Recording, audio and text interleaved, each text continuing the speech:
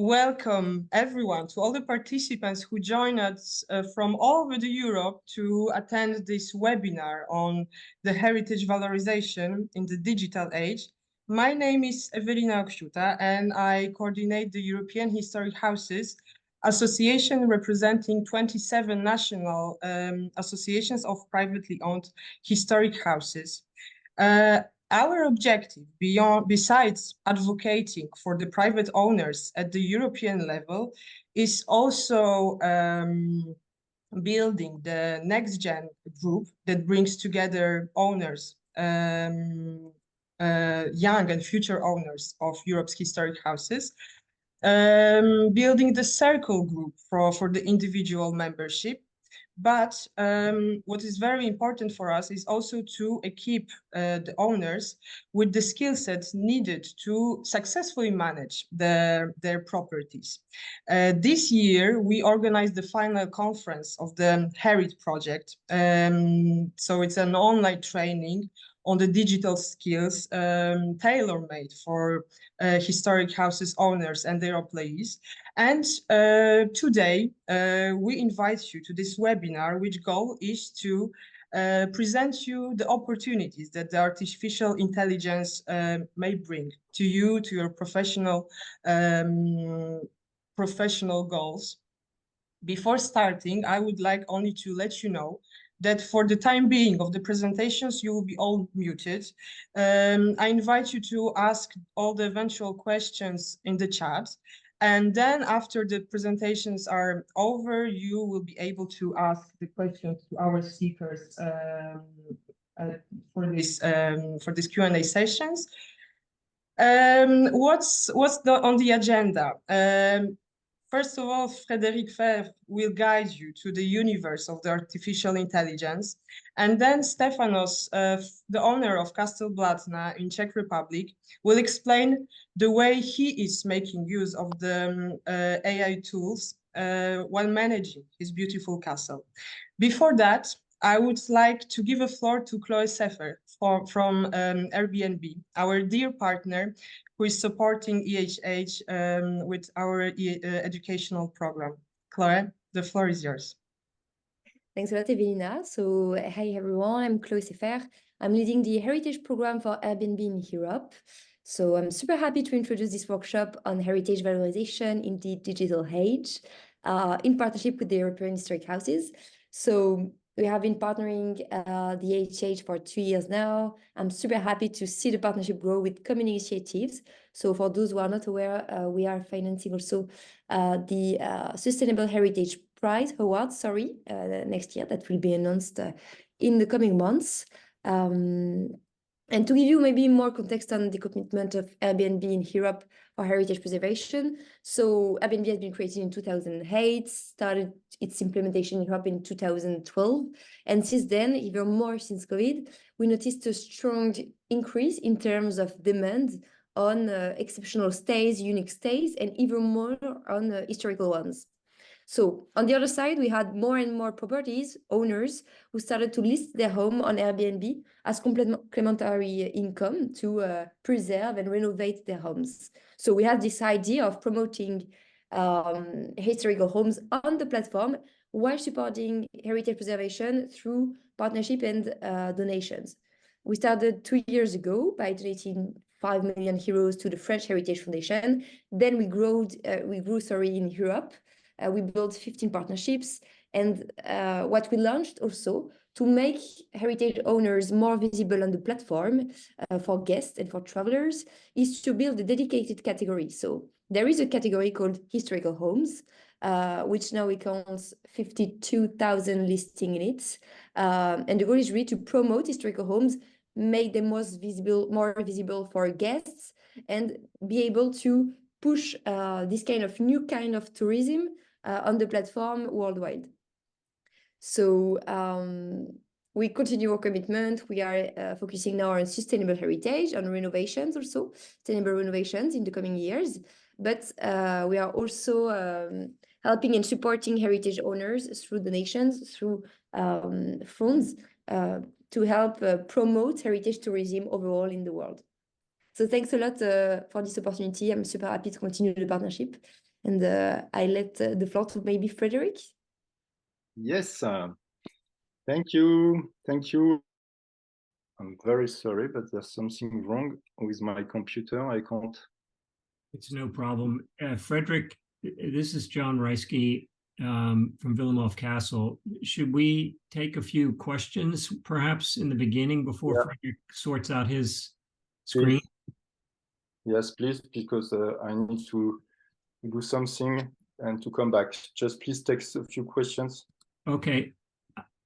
I would be happy to start. I only have a few Airbnb questions. Yes, go ahead. Chloe is here with us, so I'm sure she can answer while we wait for Frédéric to. Yeah, as soon as Frédéric's available, I'll mute myself again. Yes, but go ahead with I'm sure Chloe will answer.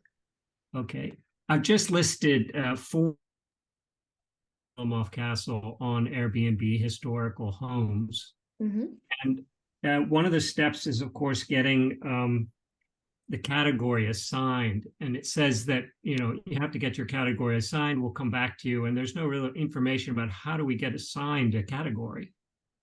It's a good question. Actually, we have a dedicated team who was working on categories and who's working on allocating the right category to the right listing. So we have 2 different parts of this process. The first is AI, so that's linked to this topic today. We have a dedicated algorithm and tools that make recognition of the listing possible to allocate it through a dedicated category. But this is the first step. Then there is another team who is manually validating every listing in every category. So your listing has been through this 2-step process. So there is no normally error on this. But yeah, if you feel that it's not in the right category, you can just tell me. But actually, you can find the categories you are allocated to normally in your listing. There is somewhere you can find the categories. For instance, if you call off Villemov Castle on the screen, see what it comes out as, because I've listed it just recently, so it might be they have to get the category done. Yeah, maybe if we take some time, I'm just checking if you have the link of your listing, or maybe I can find it with your name. I'm doing a little checking. But yeah, normally it can take like some time, like 2 weeks or 3 weeks to be allocated to the right categories, but yeah. And that explains it. The other question I had is there a number of categories we could be part of: historical homes, no limit. castles, manor houses. Can you be in more than one category? Of course, there is no limit in terms of categories. Of course, we try to limit it to max 4 or 5 to not be overwhelmed in each. Yeah. But yeah. All right, I'm back. Frédéric, you're back. I'm back. I think everything's fine, so I can go ahead. So welcome to this webinar. I'm sorry for this technical issue I've got at the very beginning, but now I'm ready. So my name is Frédéric Faivre. I'm a specialist in AI and creativity. Just to introduce myself very shortly, after a career of over 20 years in an international advertising agency, I created a startup in marketing and technology, and quite naturally, at the crossroad of technology, marketing, and creativity, I discovered generative artificial intelligence. And that's what we're going to talk today. It's with this background that I'm going to talk to you today about something you like a lot. Of course, it's cultural heritage and how to promote this cultural heritage in the digital age. So I'd like to start by showing you a very short video to set the scene of this webinar. Oh, look at him settle into it. Oh, buddy. Yes. My good man, to the market.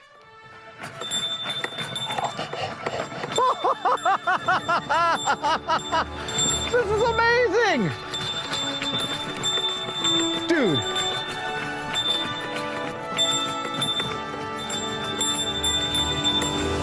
I don't think there's anything I can say that would add to this visual experience. Check him out, man.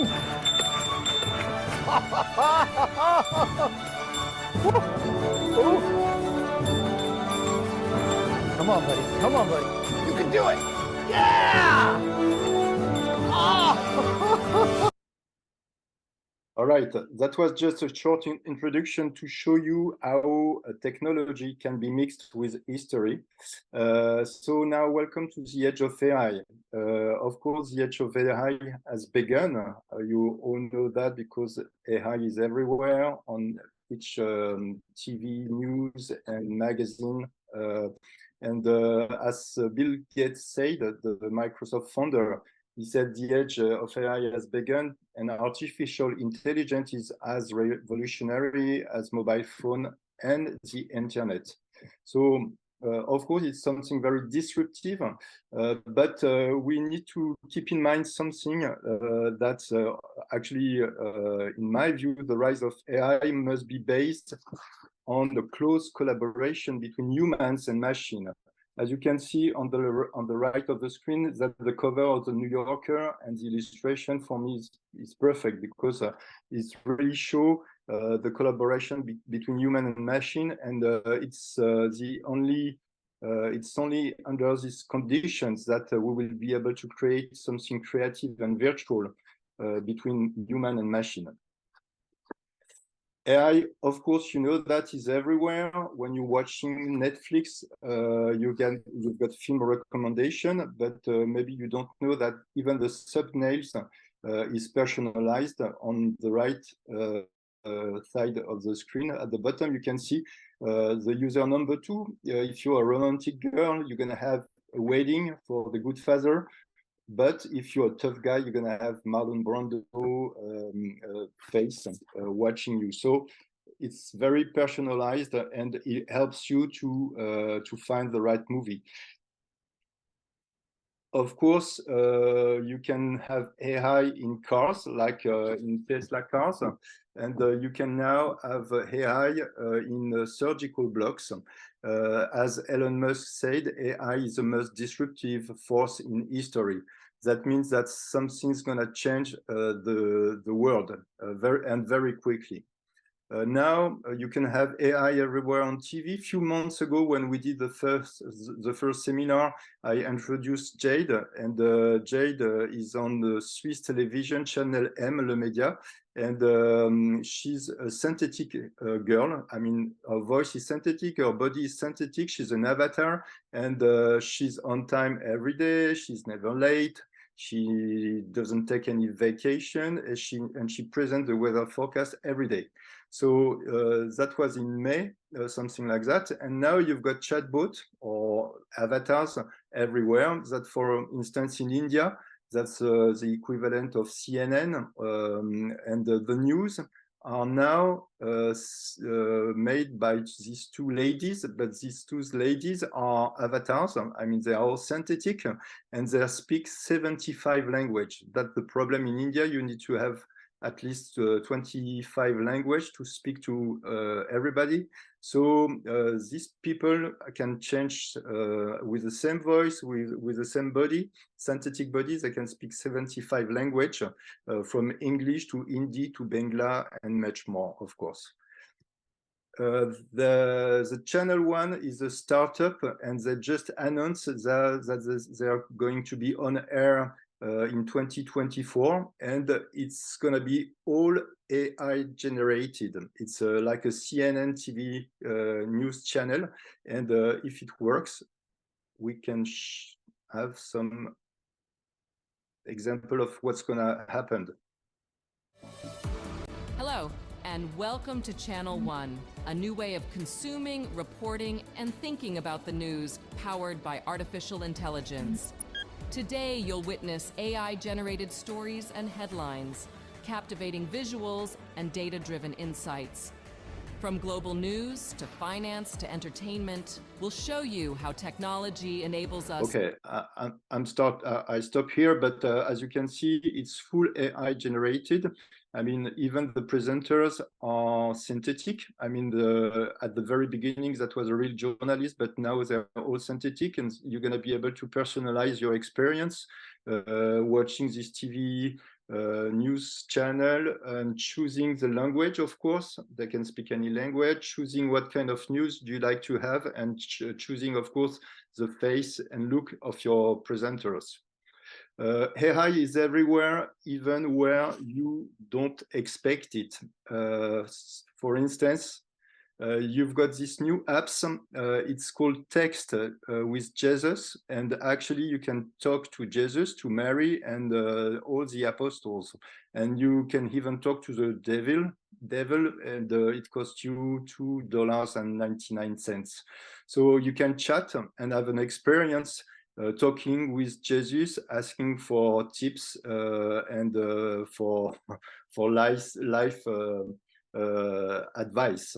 And the same for Mary and Paul and anybody you want.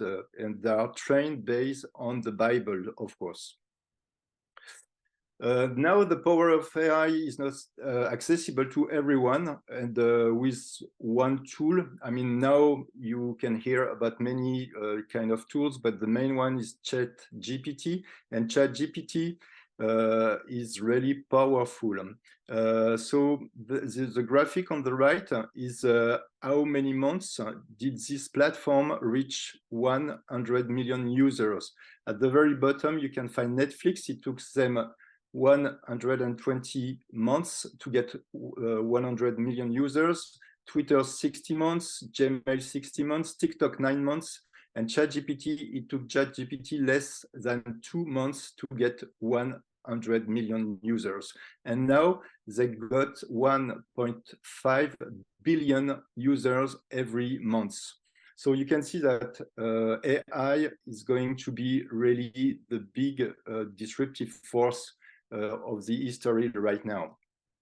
So what the consequences and how can generative AI transform the storytelling of historic houses?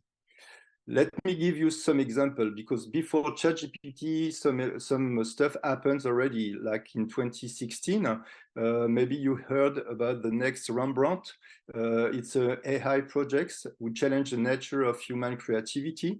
I mean, it's a team of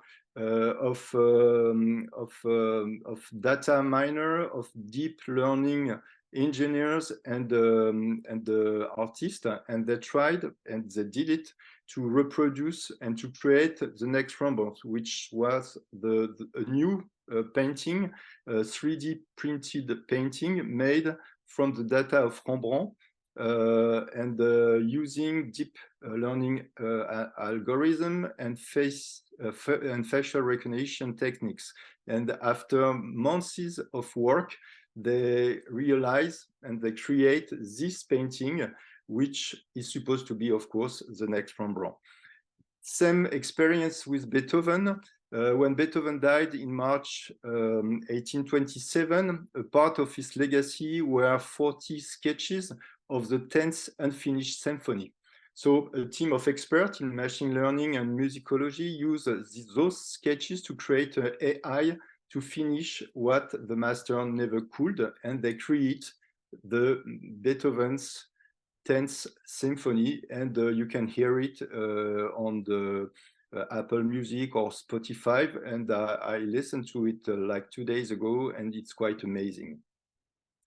So more recently, in 2022, last year in August, this guy, Jason Allen, maybe you know this painting already, he won art prize in the US, and when he won that prize, he got interviewed by newspaper and televisions, and he just explained that he did this painting with AI, and actually he did it with Midjourney, and so everybody was very critical about this, and he said there's no problem, because I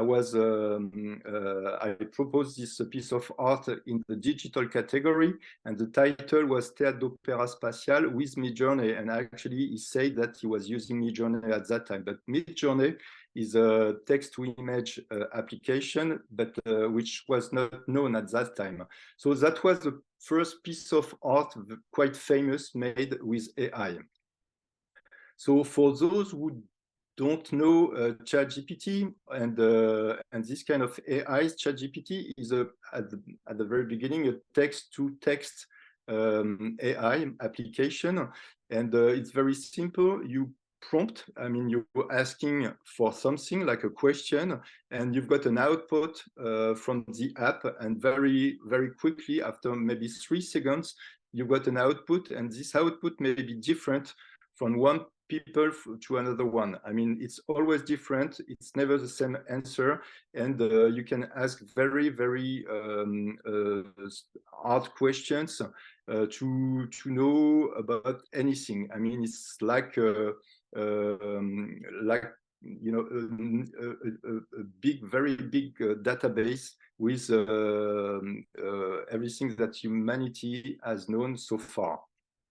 You can have the same kind of application to create images and photo, and that's the same thing. You put a subject, you put a description, and then you put a style and aesthetic to explain to the machine what kind of picture, of what kind of output you like to have.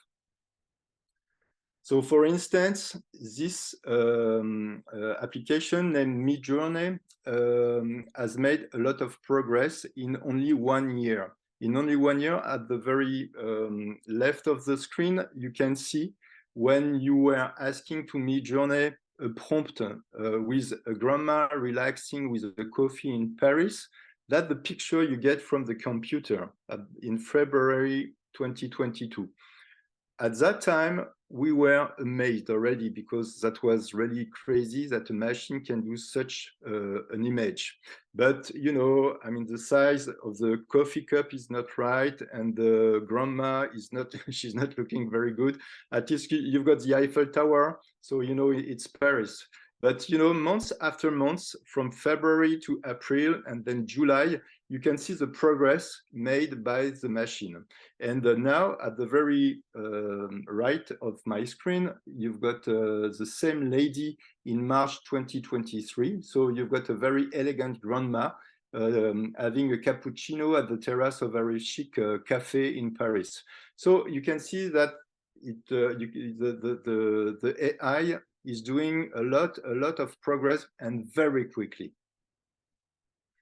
So what you can do as a owner of historic houses, or any kind of place like this, you can create some photorealist picture, or you can create some paintings.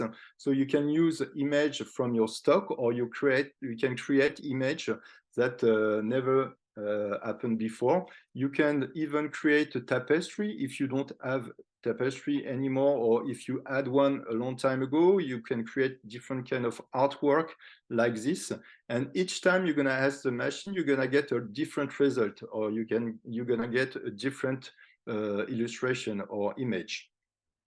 If you've got kids, or if you've got a special day for kids, you can even create a poster or a Facebook post with this image, a 3D image looking like a candy.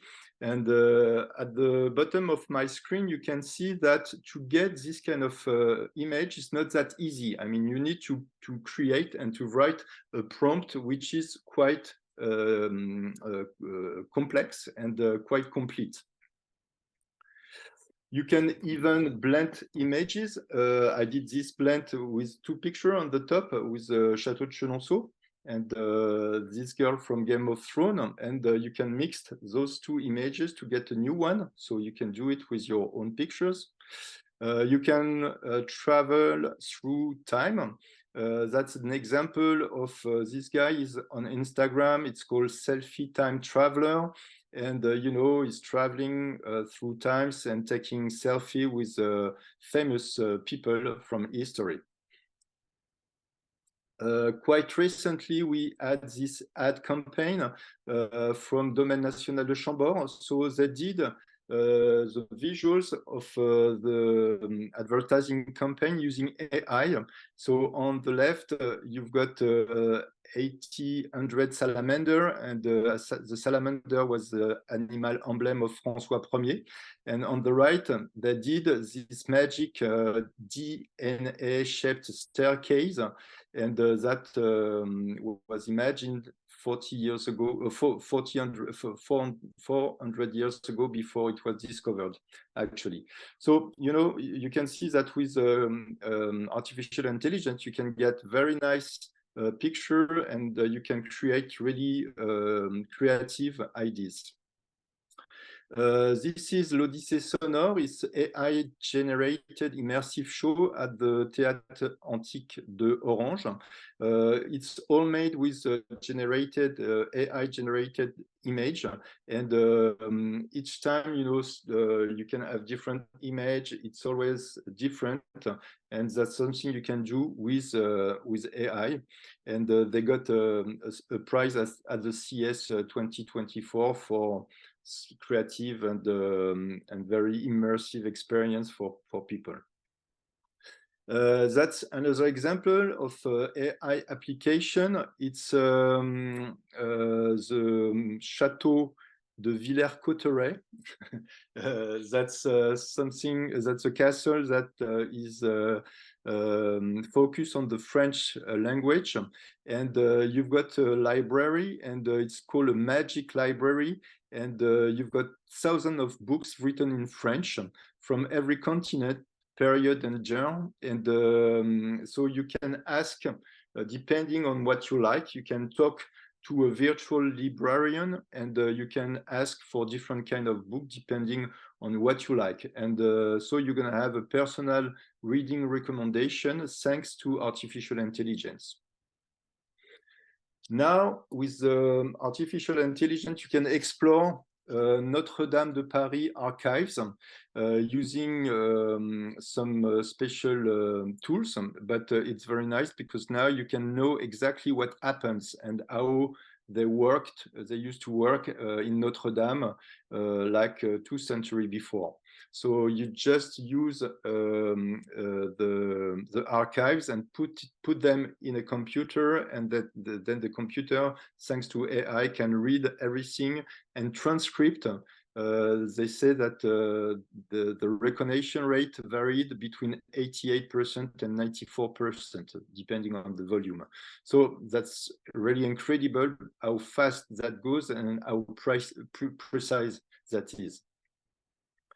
Now, I would like to make a short focus on ChatGPT, of course, because ChatGPT is not the only one, because you can hear about Gemini from Google or Claude.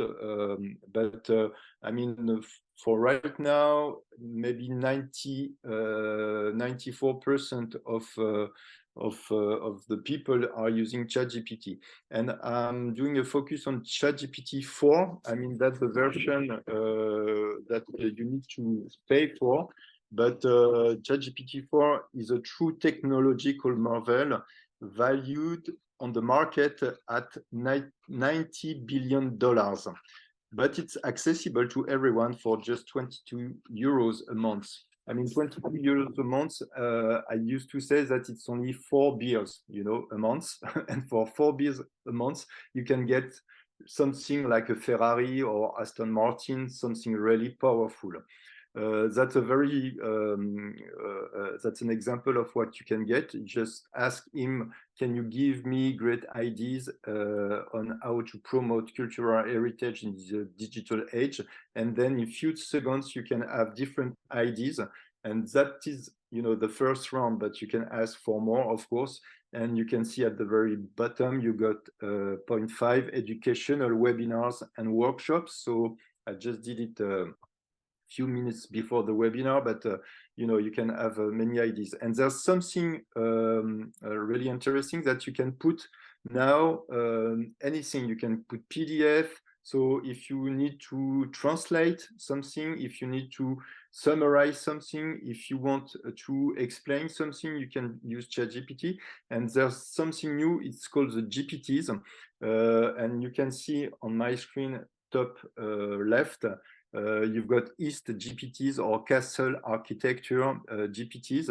And what it is, it's tools. I mean, it's an AI that you can create, and you can create a custom version of ChatGPT that combine your instruction, your knowledge, and any skills you can have. So that means you can create with your knowledge, with your histories, GPTs talking about what you want. So I tried that one. It's called East, like History GPT. And this one is very specialized in history and in historical research, archival data analysis, and cultural preservation. And I just asked, because I knew we're going to talk about Blatna Castle right after. So I asked the question if they know this castle, and of course, he knows the castle, and he explained the historical overview, the cultural significance, etc., etc. So that's really incredible. You've got another one. It's called Castle Architecture, and the design the ultimate castle, something unique. So you just give them a brief, and then they give you all the detail of your castle's design. And you can even ask ChatGPT to create the picture of this castle. So of course, that's not real life, but everything I show you right now is just, you know, to open your chakra and give you some tips that you can use in your daily life to promote your castle and support your historic house, of course.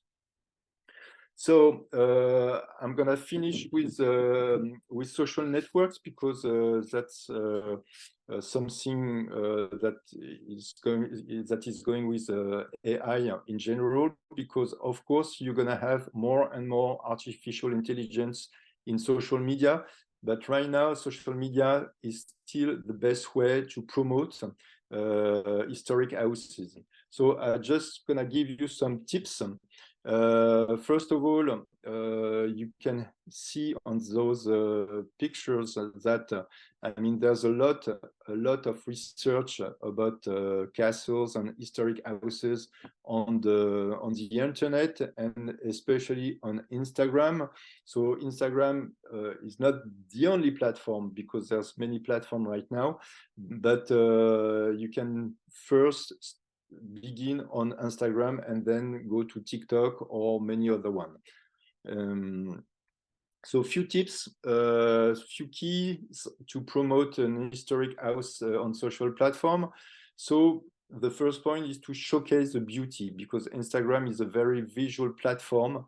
So try to highlight the aesthetic appeal of the historic house inside and out. Take advantage of the light and showcase the unique architecture, interior design, and everything you can show.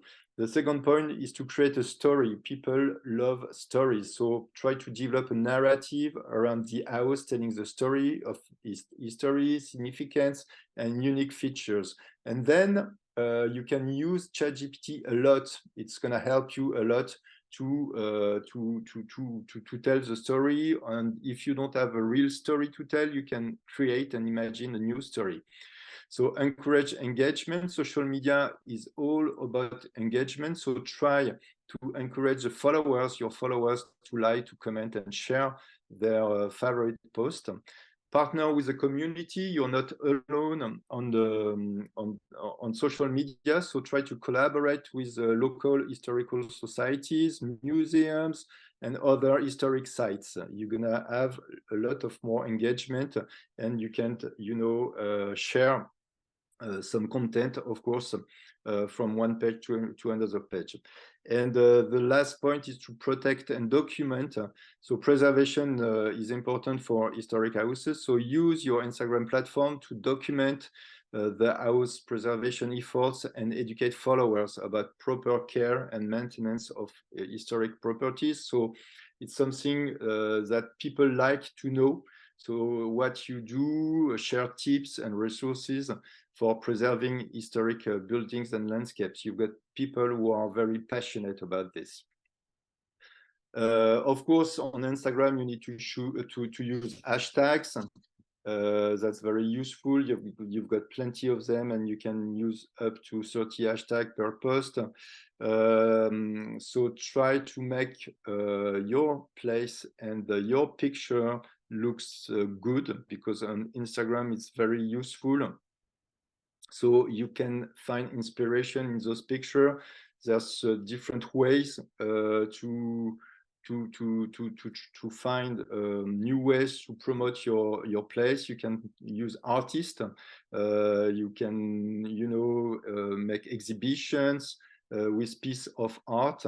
You can try to find different spots in your place to be more Instagrammable.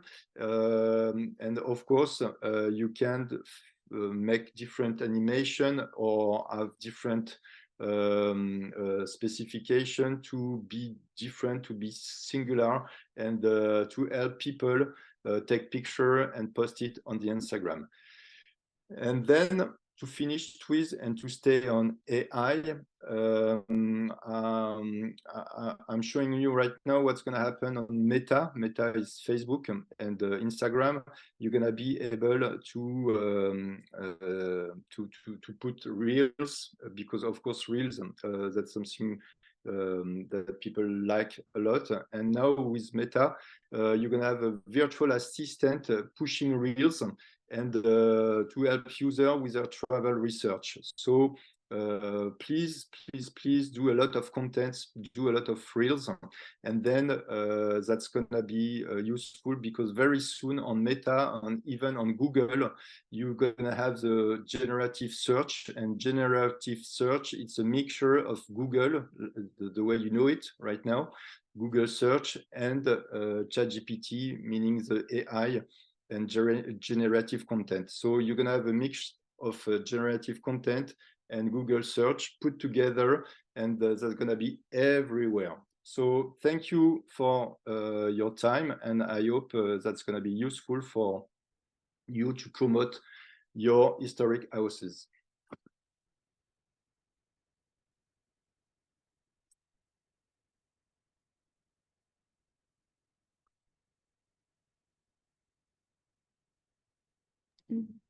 Stephanos, if you want to continue. Stephanos. So now, hi everyone. Ladies and gentlemen, let me introduce you to Stephanos.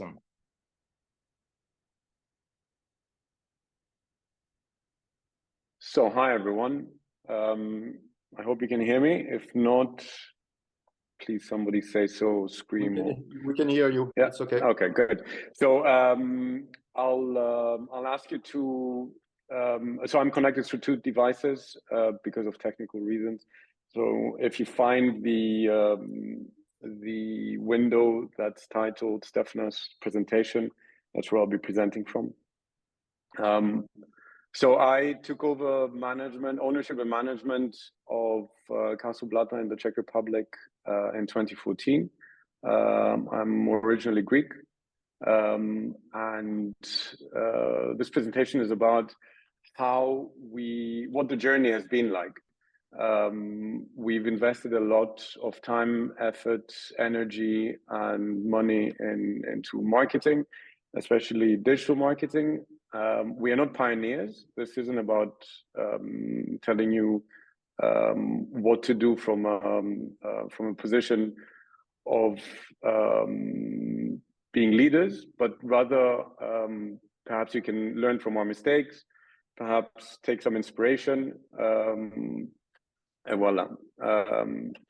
So what I'd like to talk about is give you an overview of who we are, tell you about how we use social media, and our general approach to sort of picking a digital marketing agency, and what our digital marketing setup is, how we use ChatGPT, show you a few examples of that, and then at the end show you the results, basically.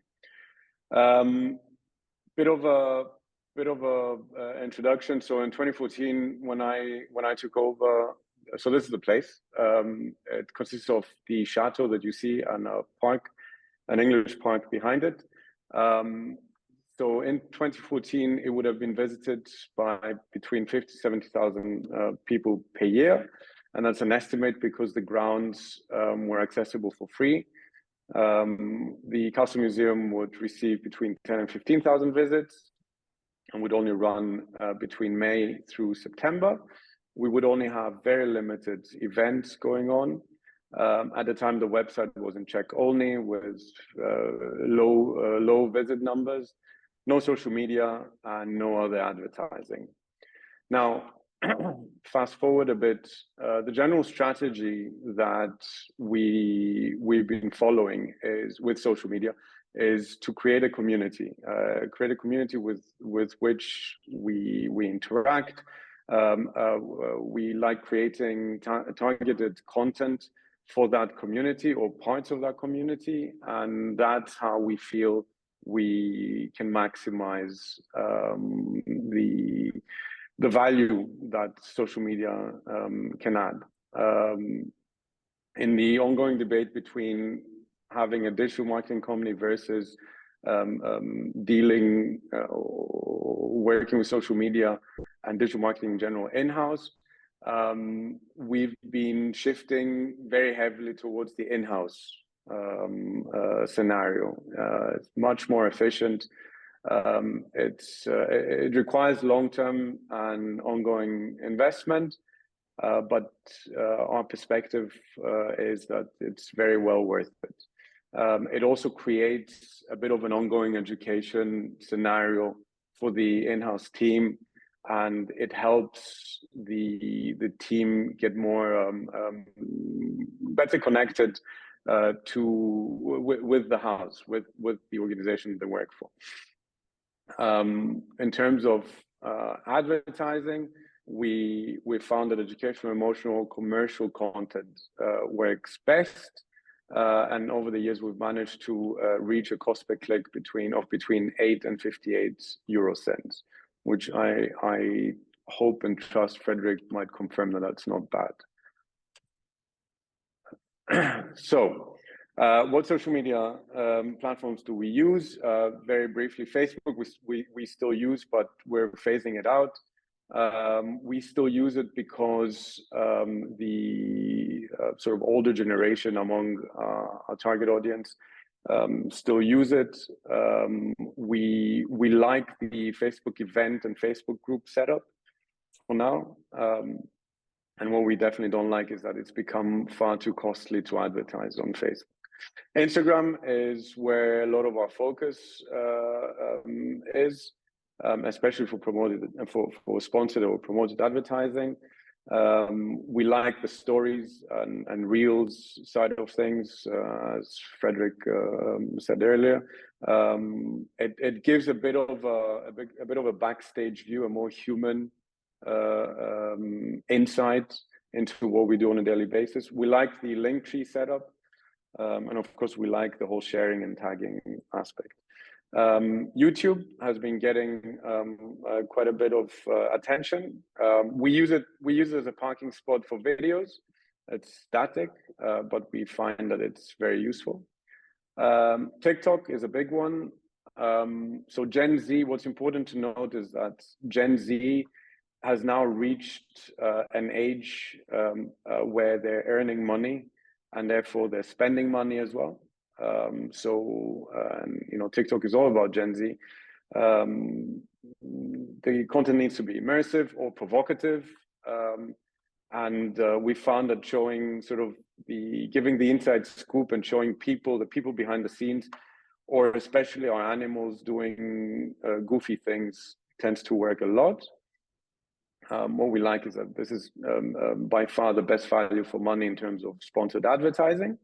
And what we don't like is that, as you can see, I personally don't quite understand why it works. I guess I'm too old for this, but we all understand that it does work, and that's good enough for now. So that's why we stick with it. Then Google is our focus platform for advertising. It's the Google Maps, obviously, because we're a landmark, is very important, and we've been very active with Google Ads for a year now. And finally, TripAdvisor, we just stopped using it. I don't think there's any future in that. Now, back to the debate or the topic of picking a digital marketing agency. We have dealt with a long list of digital marketing agencies over the years, whether through having cooperated with them or through basically choosing among them. And what we found is that you can usually, if you're lucky, choose 2 out of 3 things. They can either be affordable, reliable, or high quality. If you're really unlucky, you'll get one of these 3 things. Our opinion is that one should, if you do need to go down the path of hiring a digital marketing agency, then you're probably best off going for high quality and reliable, and don't worry about affordable, because what you pay is what you get in terms of the cheap ones, and then you definitely overpay for the good ones. Now, our digital marketing setup has been as follows. During what I call phase 1, between 2015 and 2020, our digital marketing agency would manage the website, do graphic design, manage our Facebook page, and manage our YouTube, and our in-house employees would deal with Google, but at a very basic level, and TripAdvisor at the time. We then decided to evolve from that and keep the digital marketing agency for now, because we couldn't replace it just yet, but we understood the value of moving things in-house. So we introduced Instagram at around 2020. We started putting more focus into Google and Google Ads, etc. And we started our YouTube and TikTok channels as well. And all these were managed by our team in-house. And as of the beginning of 2023, we've shifted into a model whereby we took almost everything away from the digital marketing agency other than website management.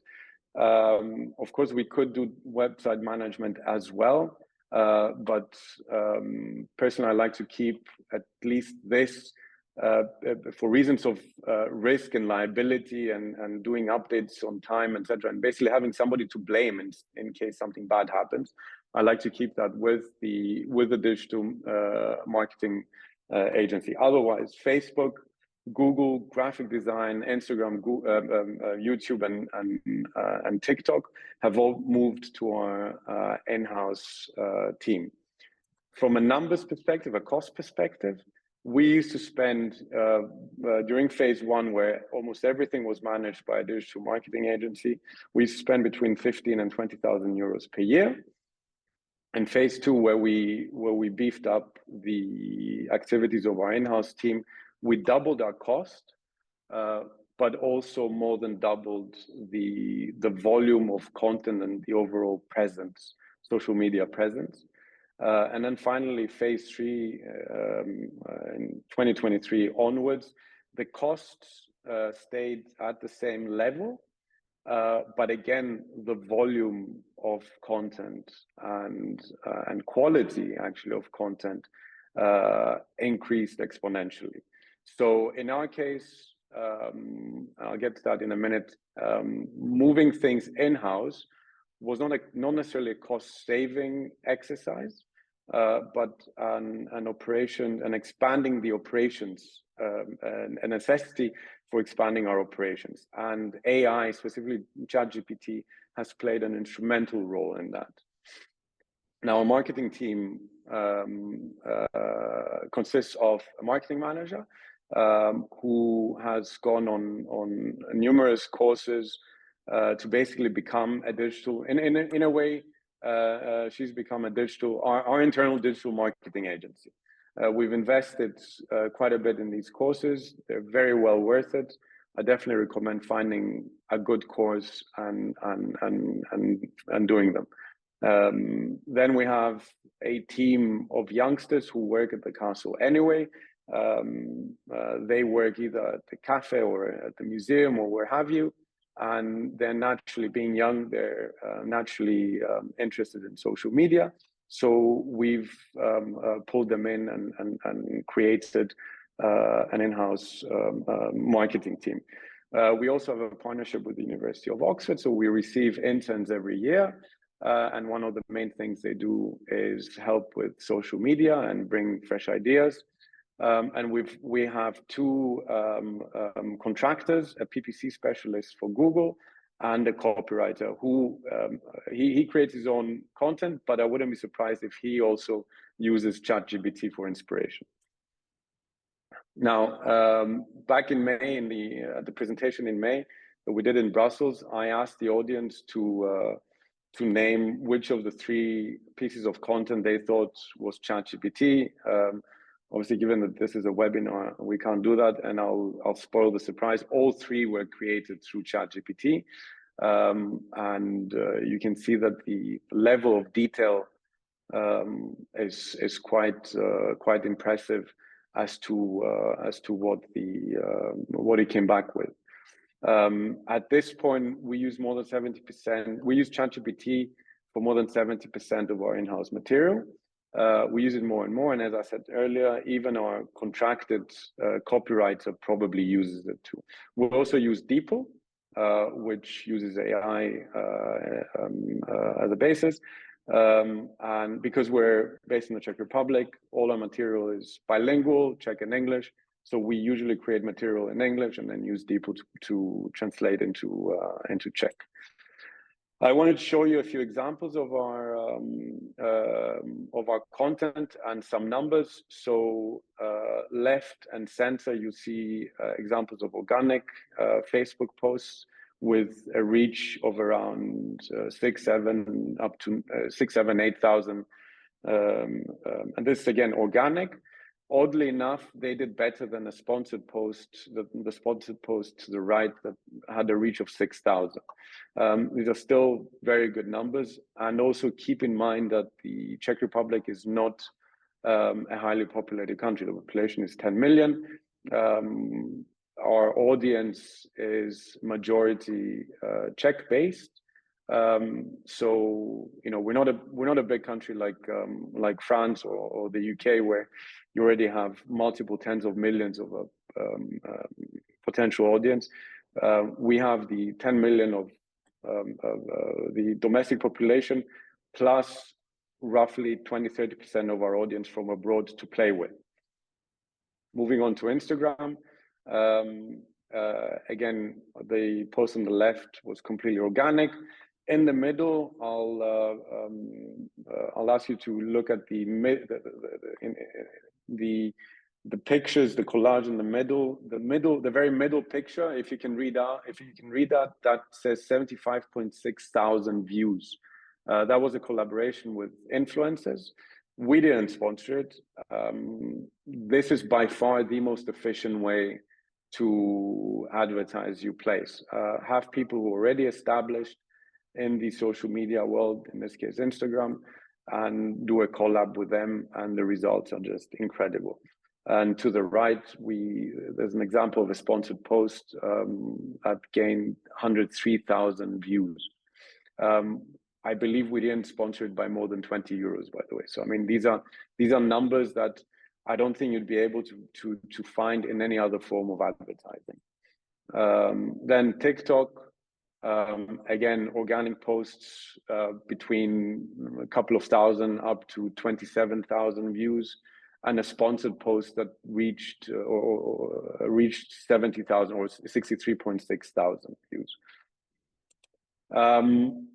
In order to complement all that, we need to be able to show something, of course. So we've been trying to make our grounds more Instagrammable. Animals help a lot. We're blessed with an English park that has deer, peacocks, and alpacas. And to be honest, we're milking the cow with this one, as well as with my dog. No regrets. It works. People love it. We like the results, and it is for us a recipe for success. We also try to create as many catchy props as possible and spread them across the grounds. The idea here is to create basically visual hooks where people will, at every corner of the grounds, see something that will attract their attention, remember it later, and then help that boost their following of our account. Our visuals for the various events that we run, the two visuals to the right were actually created in-house. We try to be playful. We try to understand what our target audience, what the community that we've created wants to see, and that's what we work with. And finally, the idea of creating a narrative. So to the left is an example of an Instagram post where our copywriter admitted to having run out of inspiration. He didn't know what to write about my dog, which is a Malamute, and he randomly came across this completely irrelevant fact, other than that it concerns Malamutes, and the reach it had was incredible. So it's all about creating a narrative, making people interested, creating that hook, pulling them in, and the rest basically the rest basically rolls on its own. Having said that, our focus on social media and digital marketing in general, very much with the help of ChatGPT, has produced the following results. In 2022, we received 150,000 visits to the park, up from between 50 to 70. I'll remind you, in 2014, the museum received 27,000 visits. We now do around 50 events per year, which are attended by anything between 30 and 7,500 people. This translates obviously into revenues for the castle, which then we can reinvest, and et cetera, et cetera. That's a story that you're probably very familiar with. From the perspective of the digital side of things, again, back in 2014, we had a static monolingual website with very few visits per year, no social media, no advertising. Now we've reached a point where we have almost 20,000. We have a bilingual website with almost 20,000 visits and 113,000 interactions. Our Facebook has close to 10,000 followers. We have 4 Instagram accounts. Again, we're milking this one. The council itself shows a reach of between 160 and 250,000 per month. We have an Instagram account for the animals. We have an Instagram account for the cafe, and TikTok. Here's an example of our numbers. We have 12,000 plus 13,000 likes, and we reach up to 80,000 views per video. And then YouTube and our Google business profile shows similar numbers. So voila, that's the snapshot from Castle Blattner. Again, I'll repeat that we are not pioneers in any of this. We actually probably don't use the tools available as much as we could and we should. It's an ongoing learning process, but what we have seen is that we would not have been able to grow at the pace and to the extent that we have done without digital marketing, and that would not have been possible in a sustainable way without AI and ChatGPT. I hope that was interesting. I hope I didn't bore you. And I'm happy to take questions whenever the Q&A session starts. Yes, thank you, Stephanos, and thank you, Frédéric, a lot for your insightful presentations. So now I encourage the participants to write their questions in the chat to address to the speakers or to raise their hands. I will start by reading the first question in the chat, and you can decide who wants to start to answer this question. So the first question we received is about safety of heritage. The question says how we better and often we promote and show heritage, more risky the threat of robbery increase. So the idea is how can we use artificial intelligence to protect more the private heritage? I don't know if Frédéric wants to start. Yeah, I mean, it's not an easy question because if you don't show your treasure, of course, that's gonna be harder to get interest from the people. So but I'm not sure that AI can be very useful in that way. Maybe AI can help you to generate new image or new imaginary and to tell stories, different storytelling using other stuff that showing your I mean your treasure. I mean, so I'm not sure that it can help. Maybe Stephanos, you've got something to say about. For us, it's important because I mean, what's key is raising awareness, and the more people find out about us, the higher numbers will potentially see in everything we do, whether these are events or the museum, etc., etc. And if that helps in in raising awareness by creating content, by creating visuals, by creating whatever, and helping us become quote unquote more interesting than other places, then that's a success.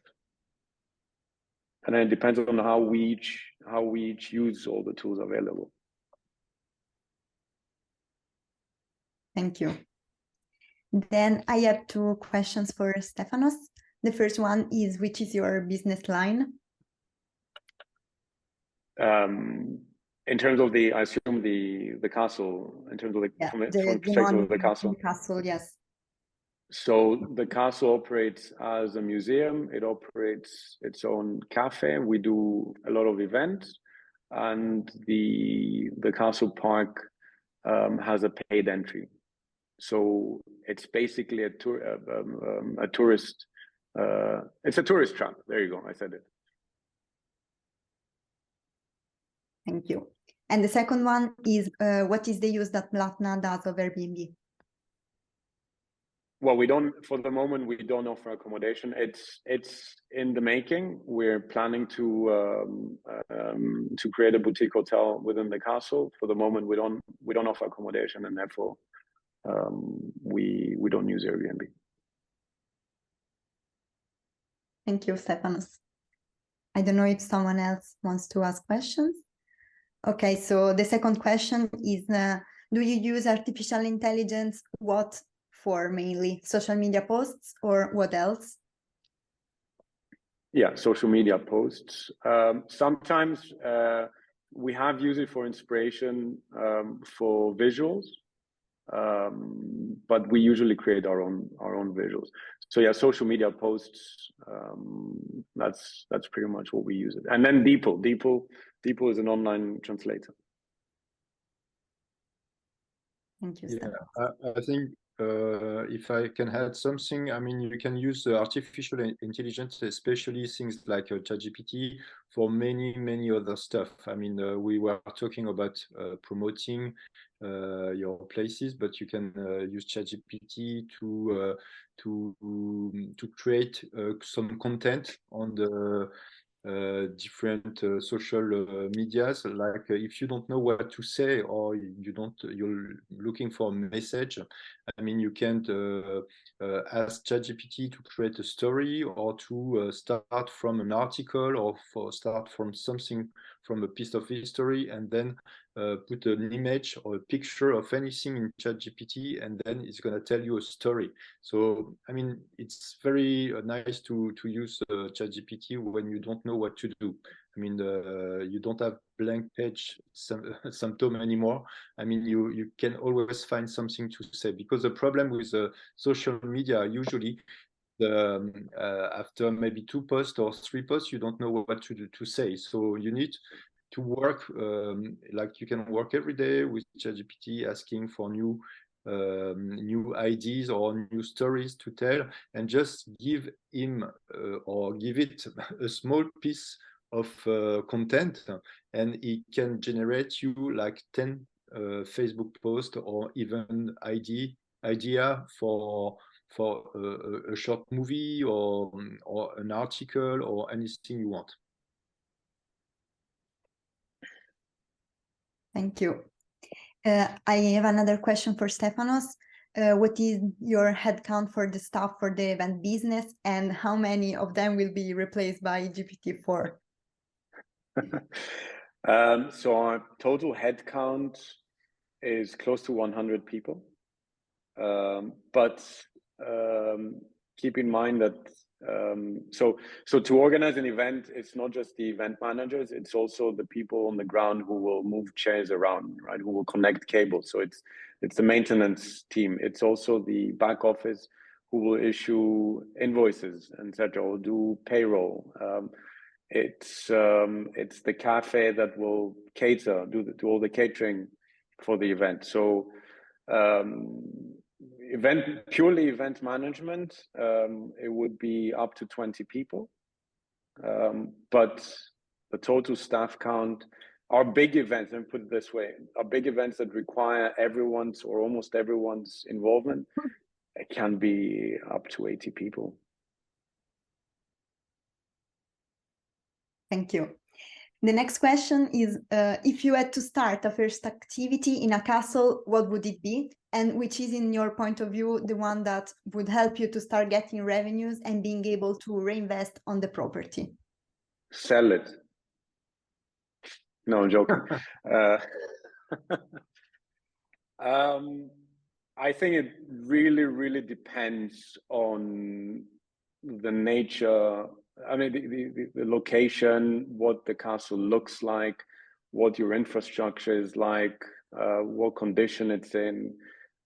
There are way too many variables to create a blueprint. What I would say is, though, the overarching rule seems to be, for me, go for items that are I mean, and this isn't rocket science, as close to low complexity, high revenue as possible. A good example is if you have a place, for example, that's not in a particularly good condition, but it has an architectural charm, and you're not completely in the middle of nowhere, doing outdoor markets, for example, is an easy one. All you need is an open ground. You rent mobile toilets. All you need is a couple of cables and a contact to vendors who would come and set up stands, and you arrange for live music, and that's it. And you don't need to do anything with the actual building. It can be a ruin if you want it to be. But other than that, I think the more you go up the pyramid of operations, in terms of food and beverage or accommodation, etc., it gets more and more complex, also with legislation, also with costs, with staffing, etc. So I would start simple. I would start with events that are one-off or periodic, that don't need too much infrastructure.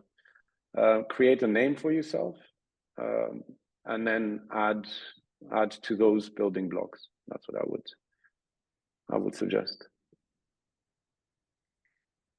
Thank you. And how did you arrange your partnership with the Oxford University? I was at a conference in Ireland a few years back, and I actually presented, this would have been, I think, in 2018, if I'm not mistaken. And I presented us as a case study, Castle Blattner as a case study. And I was asked by a representative of Oxford University whether we have any links with universities, whether we accept an intern. And without knowing who he was, I told him no, but I would love to get free educated labor any time of the day. I meant it as a joke, but then he approached me at the end of the conference, told me who he was, and they made it happen. We made it happen. Very nice. Then another question is, which kind of events do you organize? We've tried to create as wide a spectrum as possible. We've tried to have events, something for everyone, basically. We do classical concerts, we do theater, we've done a rock concert, we've done jazz festivals, we've done a classic car meet, we've done an exotic car meet. Food festivals, Prosecco festivals, Christmas markets, Easter markets, and actually what we want to focus on this coming year is more niche events for smaller groups of people. So events where you sell a ticket for a specific program to a limited number of people. And whom you can charge also a higher amount than just a general entry fee. So yeah, the next question is connected to this one. If all these events are public, you already started to answer, but if you want to tell something more. Yes, they're all public or well, public. They're all accessible by the public, either via showing up, like free entry, or by means of a ticket. And are all these events organized in-house or in partnership with other organizations? At the moment, around 90%, upwards of 80% of them will be in-house. And then the rest would either be in partnership with an organizer, or in some limited cases, we just rent the space and somebody else comes and they run their own event. Thank you, Stephanos. I don't know if someone else wants to ask a question, or if you or Frédéric would like to add something else. No, I would like to thank you everyone, and like to come and sort out our cluster in Ireland. I guess it's for Stephanos. I missed that. What was the question? Would you like to come and sort out our castle in Ireland?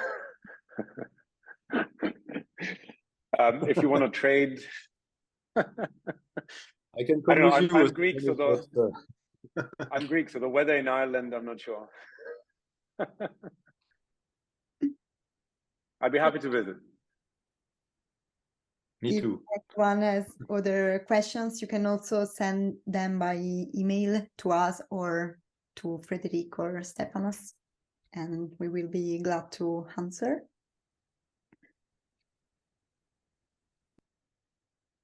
Okay. Thank you, Marta. Thank you, everyone. Yes, thank you again to all the speakers, the participants. After the meeting, we will, of course, share the recordings in case you want to come back and re-listen to some parts of our webinar. You have the details of Frédéric, of Stephanos.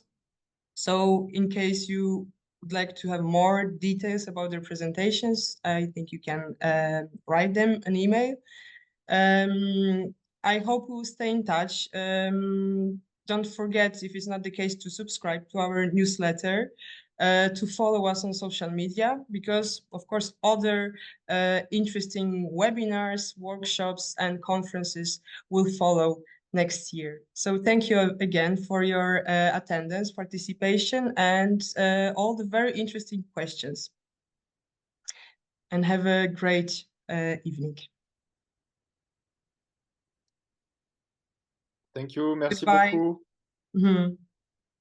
Bye-bye. Thank you. Bye.